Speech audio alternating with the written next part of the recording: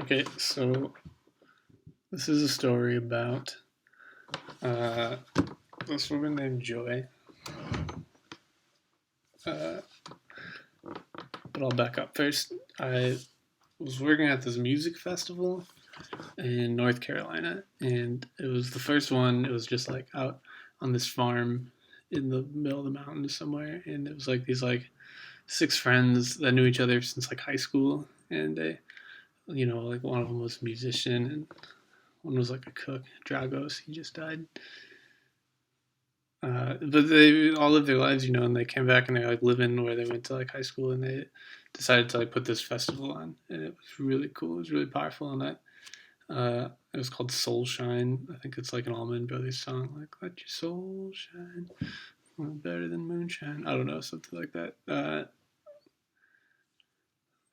So I'm at this festival. I've been there for like a month. We're literally building the stages. The festival's 2 days, 3 days. It's a weekend. And so like, but we're building roads. We clear cut this road like just through the forest in this like place, and like two stages and big fire pit. And anyway, so it's during the festival. I've been there for like a month, and I don't really know that many people. I mean, I'm like 20. Didn't grow up in Carolina. I don't know anybody, really. A couple people that I'd met, but like pretty alone. And I felt awkward. I wasn't comfortable, like in my own skin or whatever. And so it was like, I felt weird. And, the music was over at the main stage, and there was like some late night shows happening at the backstage. And I just was sitting by the fire by myself and like feeling like kind of weird, just like when you're just kind of awkward and you feel out of place or whatever. I don't know. So I'm there and sitting by the fire, having a cigarette. There's maybe 10 people kind of straggling around or whatever, big old fire. And I'm sitting on a hay bale.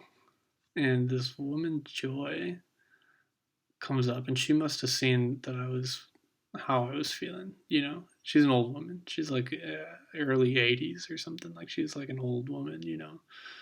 And she came up and she just sat and chatted with me, and I can't say why exactly, but that conversation will stick with me for the rest of my life. Like I don't even remember all the details of it, um, just bits and pieces, but just the presence of that woman. Like I don't know, I'll just always remember it. She knew I was feeling bad, not like bad, but just lonely maybe, and she just asked me about it. And gosh, I only really remember a couple of things. I remember she told me how she got to the festival. There's this guy Kevin who was a little bit older than me, and he knew her from some dancing class or something that they both went to, and he was on his way to the festival, and he saw her walking down the road, and he just pulled over and said, "Hey Joy, I'm going to this festival an hour away in the fucking country.